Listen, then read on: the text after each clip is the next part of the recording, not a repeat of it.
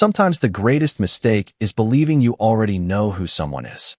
The morning air over Ashford, Georgia, carried the comforting scent of fresh coffee and damp pavement as small businesses welcomed another ordinary Tuesday.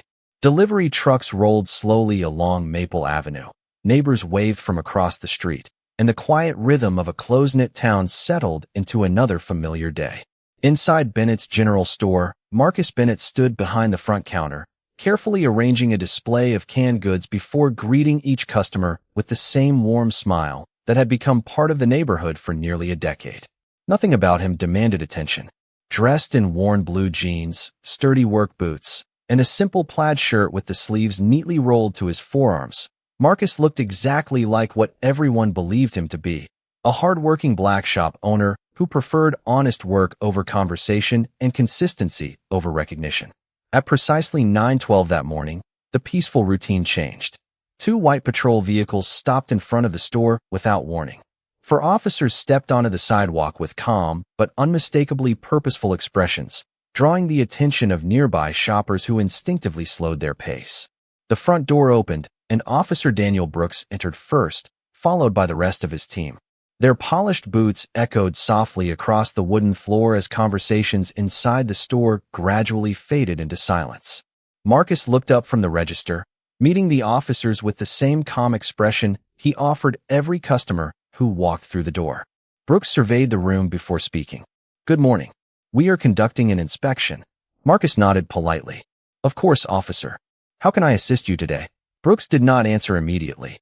Instead, his eyes moved slowly across the shelves, the checkout counter, and the small office visible through an open doorway before returning to Marcus. "We have received information that requires us to take a closer look around." A young mother standing near the refrigerator quietly guided her little daughter closer to the shopping cart. An elderly customer paused with a carton of milk in his hands. Emily Carter, the store's cashier, looked toward Marcus with growing concern, but Marcus simply gave her a reassuring nod.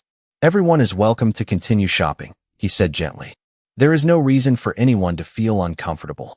Brooks watched that response carefully. Most people, he thought, became anxious when officers arrived unexpectedly. Most asked questions. Some protested. Others immediately began explaining themselves before anyone requested an explanation. Marcus did none of those things. He remained composed, patient, and remarkably steady. That quiet confidence unsettled Brooks more than nervousness ever would have. One officer began checking inventory records while another walked slowly toward the storage room. A third examined business permits displayed neatly beside the front entrance. Every document appeared current. Every license was properly framed. Every shelf looked organized with almost military precision. Brooks noticed the unusual order immediately, but kept the observation to himself. He stepped closer to Marcus until only the checkout counter separated them. "Mr. Bennett," he said evenly, "are you here to help us find the truth, or are you hoping we leave before we ask the right questions?" Marcus held his gaze without raising his voice or changing his expression. Then he answered with a calmness that caused the entire room to fall silent. "Officer, are you here to find the truth, or to confirm what you already believe?" Neither man spoke after that. The silence settled across the store with surprising weight, while outside, more neighbors quietly gathered along the sidewalk, sensing that an ordinary morning was about to become something none of them would soon forget. 30 minutes earlier, Maple Avenue had looked exactly the way it always did on a weekday morning. The bakery across the street had just placed fresh bread in its front window. A mail carrier waved as he crossed the intersection. A school bus disappeared around the corner while parents hurried children toward classrooms with backpacks bouncing against their shoulders. Bennett's General Store opened its doors at 7:30 sharp, just as it had every weekday for years. Marcus Bennett believed consistency was one of the greatest forms of respect a person could offer a community. Long before most people arrived for work, he had already swept the sidewalk, unlocked the front entrance, checked the refrigerator temperatures, and brewed a fresh pot of coffee for anyone who stopped by.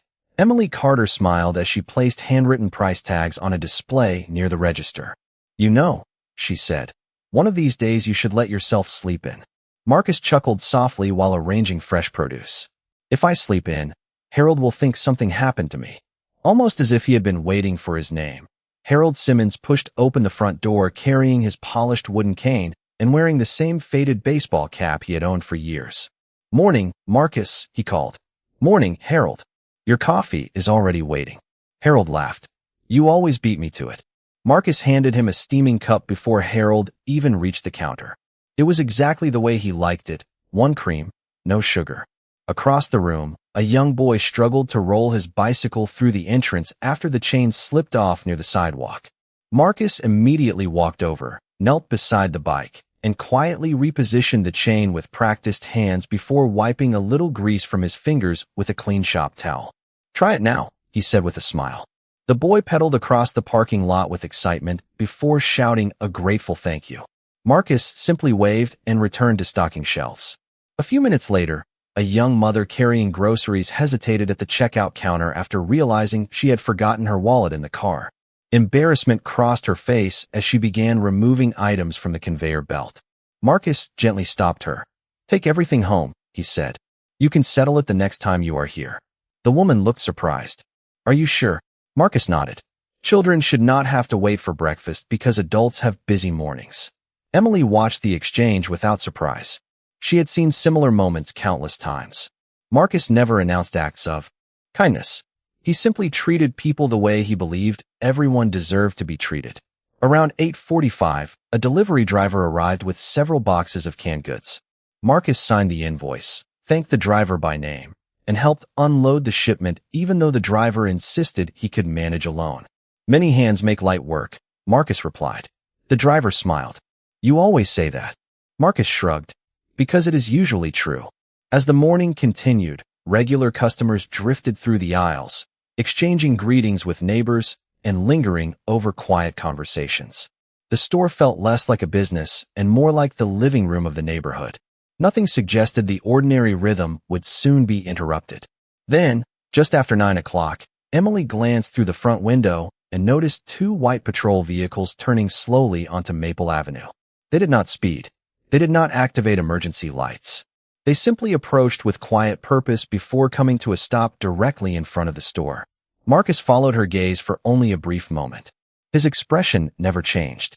He calmly placed another basket of apples on display, straightened a handwritten welcome sign near the entrance, and walked toward the front counter as the first patrol car door quietly opened outside. Officer Daniel Brooks let the silence linger for several seconds after Marcus answered his question. Something about the shop owner's composure felt unusual, almost rehearsed, but not in the way Brooks had expected. Most people became uneasy when several officers arrived without warning. Some spoke too quickly. Others tried to explain things nobody had even asked about. Marcus simply stood behind the counter with relaxed shoulders, steady eyes, and the quiet confidence of someone who had long ago learned that patience often revealed more than argument ever could. Brooks glanced toward the two officers already moving through the store. One carefully examined the business licenses displayed beside the entrance, while another compared inventory sheets with products lining the shelves. Every permit was current. Every document appeared neatly organized. Nothing looked out of place. Emily Carter quietly continued helping customers, although the tension in the room was impossible to ignore. A young father reached for a gallon of milk, but paused when he noticed the officers opening storage cabinets near the back of the store.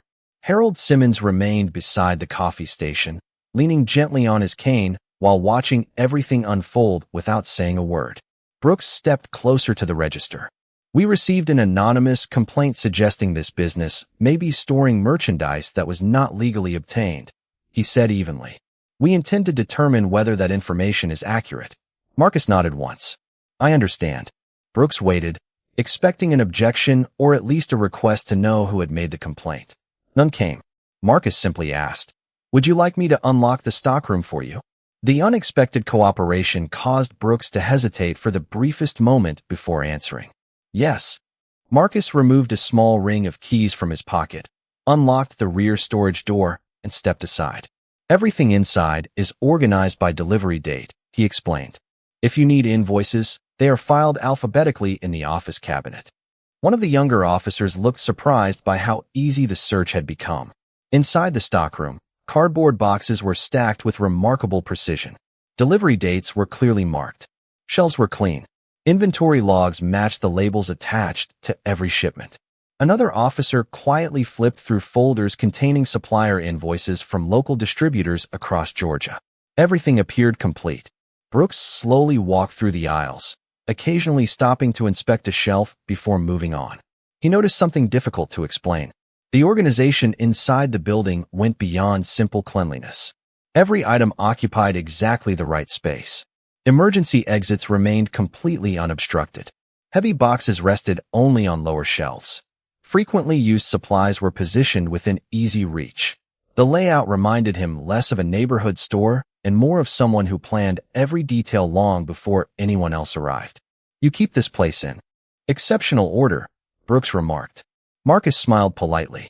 "Order makes it easier to help people when they need something quickly." Brooks studied his face, searching for any sign of discomfort. Instead, he found only quiet sincerity. At that moment, Officer Ethan Cole emerged from the office carrying a folder of financial records. "Everything matches the tax filings," he reported. "I have not found any missing documentation." Brooks accepted the folder without responding. Through the front window, he noticed more neighbors gathering along the sidewalk, their conversations muted by uncertainty rather than curiosity. Inside the store, the atmosphere remained calm, yet an invisible tension continued to build. Brooks could not explain why. But despite finding nothing suspicious, he felt increasingly convinced that Marcus Bennett was a man with a past far more complicated than the ordinary life standing quietly before him. Officer Daniel Brooks closed the financial folder slowly and handed it back to Officer Ethan Cole without saying a word. The report was complete. The invoices matched. The supplier information checked out. Every answer they expected to challenge had already been supported by careful records. Yet Brooks was not ready to leave. He looked around the store once more, convinced there had to be something that explained why an anonymous caller had singled out Marcus Bennett. "Continue," he said quietly. "Take your time." Ethan hesitated before nodding. Unlike Brooks, he no longer seemed convinced they would find anything unusual. He carefully opened another storage cabinet, checked expiration dates on recently delivered products, and compared shipping labels with purchase orders. Everything matched exactly. Marcus remained near the register, giving the officers room to work while greeting customers with the same calm courtesy he had shown since opening the doors that morning. When an elderly woman entered carrying a reusable shopping bag, Marcus smiled warmly. "Good to see you again, Mrs. Turner. Your favorite tea arrived yesterday." She thanked him with obvious appreciation before noticing the officers. Her smile faded for only a moment. Marcus simply nodded reassuringly, and she continued shopping without another question. Brooks watched the exchange carefully. There was no fear in Marcus's voice, no attempt to impress anyone watching. Only genuine familiarity earned through years of serving the same community. Near the office doorway, Ethan discovered another filing cabinet containing donation records from local food drives, receipts for school supply collections, and letters of appreciation from neighborhood organizations. He flipped through several pages before looking toward Brooks. "These appear to be community outreach records," he said. Brooks accepted the folder and read a few handwritten thank you notes from families who had received groceries during difficult times. He quietly placed the papers back exactly where Ethan had found them. The longer the inspection continued, the more the anonymous complaint seemed disconnected from the man standing behind the counter. Still, Brooks refused to let assumptions replace procedure. "Mr. Bennett," he said, "has anyone ever threatened your business or complained directly to you?" Marcus considered the question before answering. "Running a business means not everyone leaves happy. That comes with the job. I try not to hold on to difficult conversations longer than necessary." Brooks studied his face. "You are surprisingly calm." Marcus smiled faintly. "Being upset has never helped me make better decisions." Those words lingered in the quiet store. Harold Simmons chuckled softly from the coffee station. "That sounds exactly like Marcus." Emily looked up from the register with a small smile of her own. She had heard similar advice many times whenever unexpected problems appeared. Outside, more neighbors gathered along Maple Avenue, speaking quietly while watching through the large front windows. Nobody seemed interested in drama. They simply wanted to understand why the man they trusted was being questioned at all. Inside the stockroom, Ethan reached toward the top shelf to move an old canvas backpack that had collected a thin layer of dust. As he carefully lowered it, Something small slid from an outer pocket onto the concrete floor. It was not contraband or stolen property.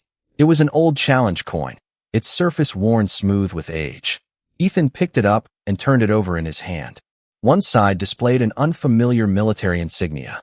The other carried a simple engraved motto that read, "Quiet Professionals." Ethan frowned thoughtfully before handing it to Brooks. Brooks examined the coin for several silent seconds, sensing it meant something important even if he could not yet explain why. Marcus glanced briefly at the coin but made no effort to take it back. Instead, he simply folded his hands in front of him and waited, while somewhere outside, the distant sound of approaching engines drifted slowly across Maple Avenue, still far enough away to be uncertain, yet close enough that Marcus quietly lifted his eyes toward the front window, as though recognizing a familiar rhythm long before anyone else noticed it. Officer Daniel Brooks continued turning the Weather Challenge coin over in his hand. The words "Quiet Professionals" seemed strangely familiar, yet he could not remember where he had seen them before. He glanced toward Marcus, expecting an explanation, but the shop owner simply waited with the same steady patience he had shown since the officers first arrived. "Does this belong to you?" Brooks asked. Marcus nodded. "Yes." "What does it mean?" Marcus looked at the coin for only a moment before answering. "It reminds me that the work worth doing is not always the work people see." Brooks slipped the coin into a small evidence envelope without sealing it, then paused. "We are only documenting what we find," he explained. Marcus answered with a polite nod. "I understand." Ethan Cole stepped farther into the storage room, where an old metal shelf held several personal items that clearly had nothing to do with the business. There was a neatly folded camping blanket, a pair of worn hiking boots, and a faded green duffel bag resting beside an unopened box of holiday decorations. Ethan carefully moved the duffel bag aside while checking the shelf beneath it. Attached to one handle was an old luggage tag that had nearly faded beyond recognition. Only a few letters remained visible, along with the words Fort Liberty. Ethan quietly read them twice before looking toward Brooks. "You may want to see this," he said. Brooks examined the tag without commenting. It was another detail that did not fit the ordinary picture of a neighborhood shop owner, yet it proved nothing by itself. Across the room, Harold Simmons slowly approached the counter with his coffee cup. "Officer," he said respectfully, "I served in the Army many years ago. I do not recognize every insignia, but I know enough to tell you that some people spend their whole lives avoiding attention for reasons that deserve respect." Brooks looked at the elderly veteran. "You know Mr. Bennett well?" Harold smiled warmly. "I know the man who fixed my porch after a storm without charging me a dime.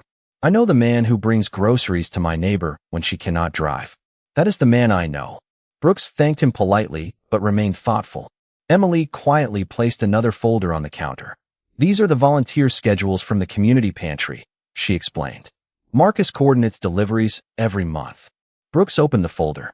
Each page listed names, addresses, delivery times, and volunteers.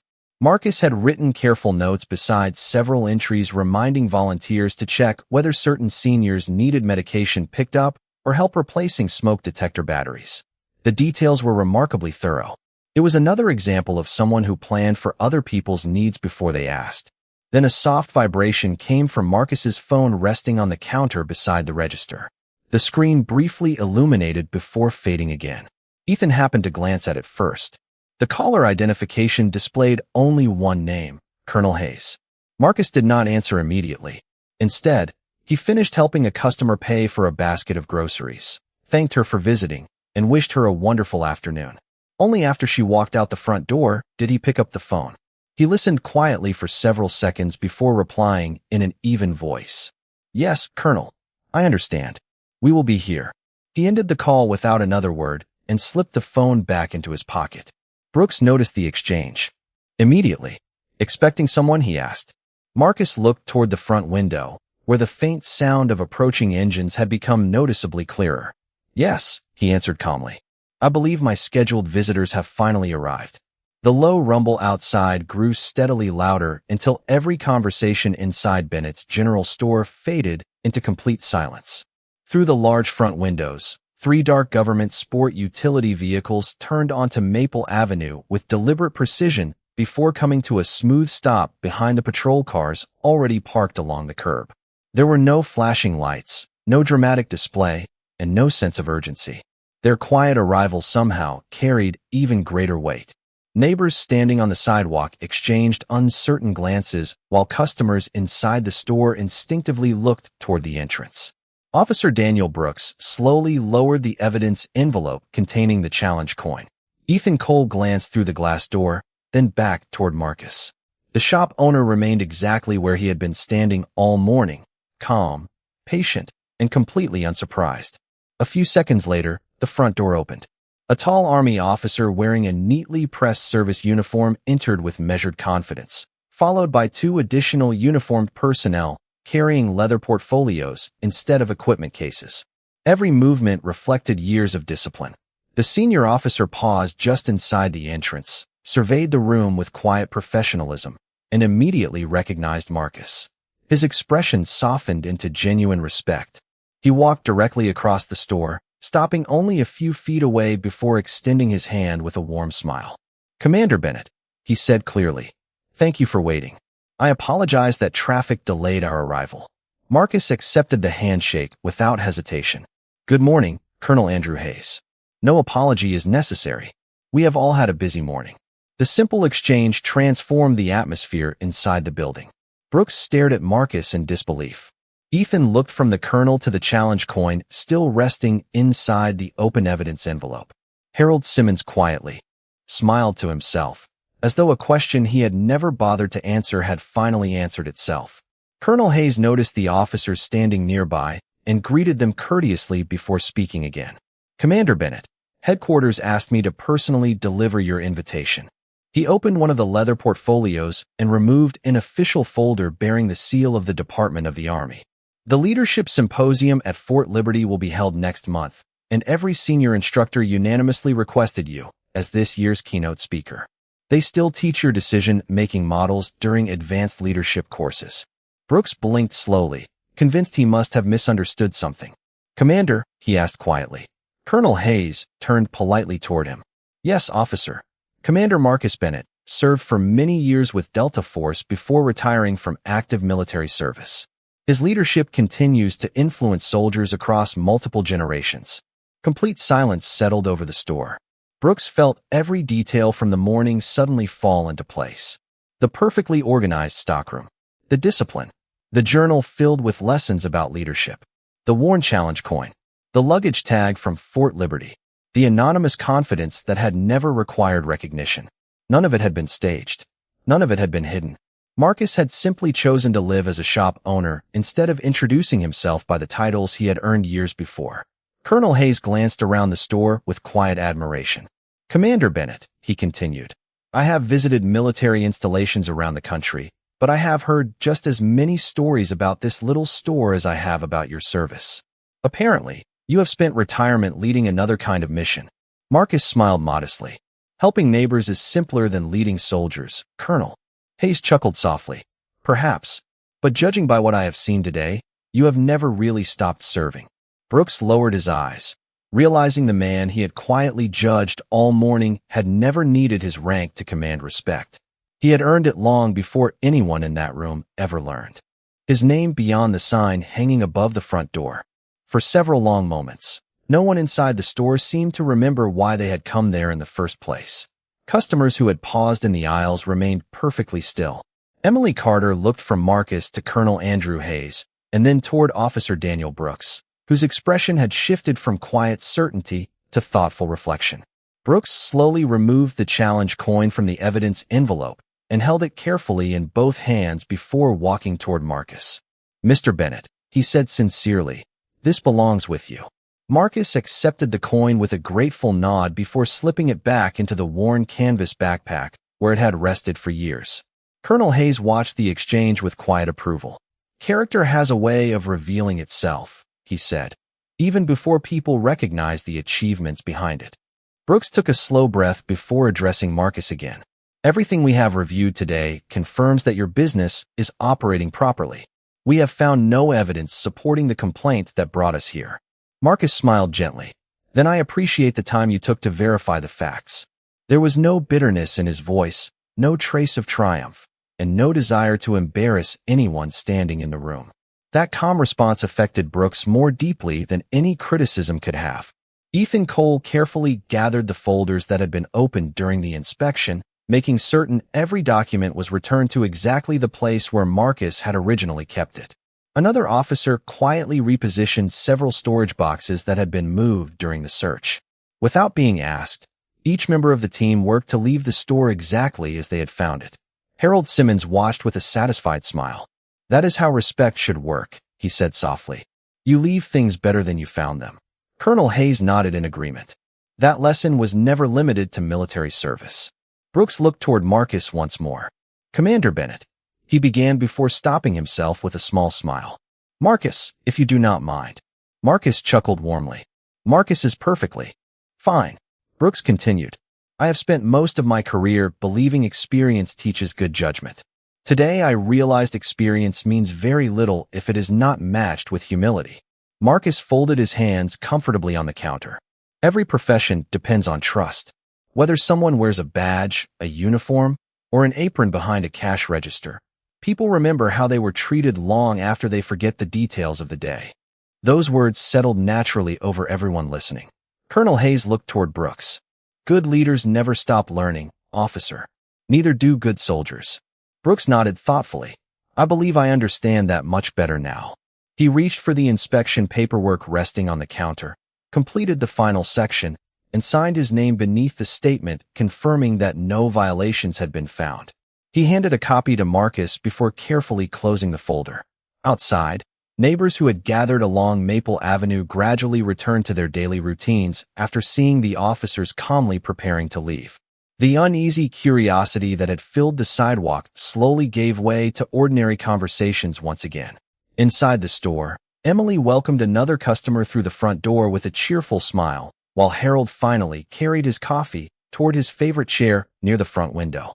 Marcus thanked Colonel Hayes for personally delivering the invitation to Fort Liberty, promising he would attend the leadership symposium as scheduled.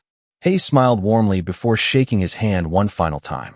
As the Army vehicles quietly departed and the patrol cars prepared to follow, Officer Daniel Brooks paused beside the entrance, glanced back toward the man he had misunderstood only hours earlier, and realized that the strongest authority he had witnessed that day had never come from rank, reputation, or uniform.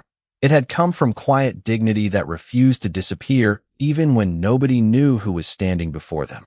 The following morning, Bennett's General Store opened at exactly 7:30, just as it always had.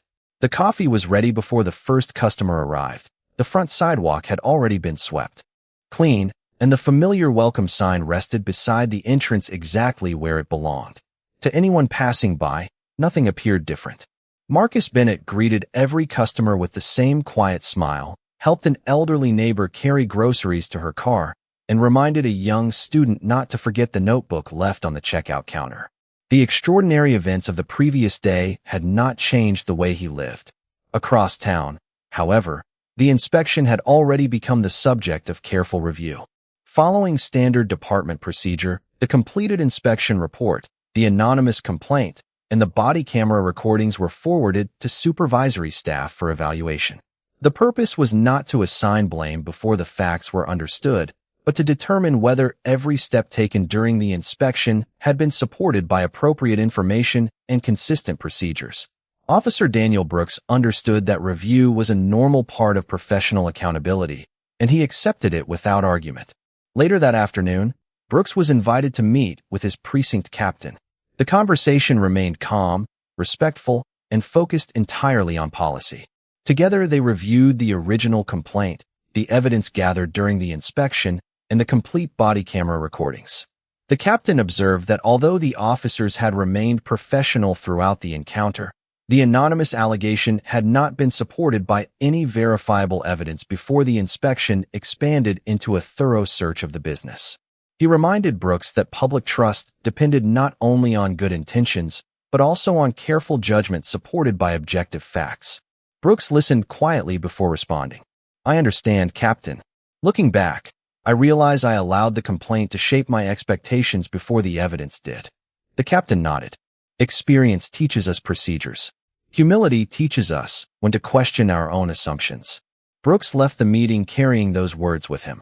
No public discipline followed, but the department required additional training for the entire unit on investigative decision-making, procedural fairness, and recognizing how unverified assumptions could influence professional judgment. Brooks welcomed the opportunity. Ethan Cole did as well. Both officers understood that strengthening public trust required continuous learning, not personal pride. Meanwhile, life inside the store continued exactly as Marcus preferred. Emily noticed several new customers stopping by after hearing about the respectful military visit. Yet Marcus greeted every newcomer exactly as he greeted longtime neighbors. There were no stories about his military career hanging on the walls, no photographs displayed to attract attention, and no effort to turn recent events into personal recognition. The framed invitation from Fort Liberty remained inside his office rather than on public display. Harold Simmons smiled when he noticed it tucked quietly beside a bookshelf. Most people would have hung that right behind the register, he joked. Marcus laughed softly. People come here for groceries, not my resume. Harold nodded with quiet admiration. That explains why this place feels like home. As another customer entered through the front door, Marcus stepped forward with the same warm greeting that had become part of the neighborhood for years. Nothing about his kindness depended on whether people recognized his past, respected his service, or knew the titles he had once carried. Those things belonged to another chapter of his life. The chapter he was living now was written one ordinary act of service at a time, proving that the strongest measure of a person's character is not found in the honors they receive, but in the quiet consistency with which they choose to serve others every single day. Several weeks later, the annual Community Service Day brought families from every corner of Ashford together in the town square. Folding tables lined the sidewalks, local musicians filled the air with familiar songs, and volunteers handed out meals, school supplies, and winter clothing to anyone who needed them. Bennett's General Store had donated food every year since Marcus Bennett first opened its doors, and just as always, he arrived before sunrise to help unload boxes without asking anyone to notice. Emily Carter organized the grocery donations while Harold Simmons greeted neighbors with his usual warm smile, proudly telling children where to find fresh lemonade and homemade cookies. Shortly before noon, Officer Daniel Brooks walked into the event wearing ordinary clothes instead of his uniform. He carried a small paper bag from the local bakery and looked around until he spotted Marcus helping an elderly couple load groceries into the trunk of their car. When Marcus finished, Brooks approached with a quiet smile. "I was hoping I might borrow a few minutes of your time." Marcus nodded. "Of course." The two men stepped beneath the shade of a large oak tree overlooking the park. For a moment, neither spoke. Finally, Brooks took a slow breath. "I have thought about that day more times than I can count," he admitted. "Not because I discovered who you used to be, but because I realized how quickly I formed an opinion before I knew the person standing in front of me." Marcus listened without interrupting. Brooks continued. "The additional training our department completed reminded me that procedures matter, but so does perspective. Every report begins with information. Every decision should end with evidence. Somewhere in between, we have to remember there is always a human being involved." Marcus smiled gently. "That is true in every profession." Brooks handed him the small bakery bag. Inside were 2 fresh cinnamon rolls. "I remember Harold saying these are your favorite." Marcus laughed quietly. "He shares more information than he realizes." Both men smiled.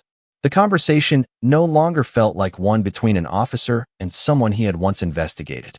It felt like 2 neighbors learning from one another.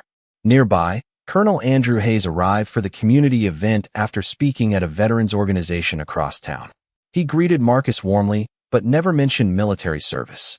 Instead, the 3 men spent several minutes helping volunteers unload additional food donations for local families. To everyone watching, they looked like ordinary citizens working toward the same purpose. That was exactly how Marcus preferred it. As the afternoon drew to a close, the mayor thanked every volunteer who had contributed to the event. Marcus's name was mentioned alongside teachers, firefighters, nurses, students, and retirees. He applauded just as enthusiastically for everyone else as they had for him. Walking back toward the store later that evening, Harold smiled at Marcus and said, "You know, some people earn respect because of the position they hold. Others earn it because of the way they treat people." Marcus looked down Maple Avenue as neighbors waved from their porches and children rode bicycles along the sidewalk. "The second kind lasts longer," he replied softly. The lights inside Bennett's general store glowed warmly as another ordinary day came to an end. Nothing about the building suggested that it had ever been the setting of misunderstanding or quiet redemption. Yet everyone whose life had crossed that doorway carried something valuable away from it. Some left with groceries. Some left with friendship. Others left with a lesson they would remember for the rest of their lives. Because authority may open a door, reputation may earn attention, and titles may inspire admiration, but character is the only thing that continues speaking long after every uniform has been folded away.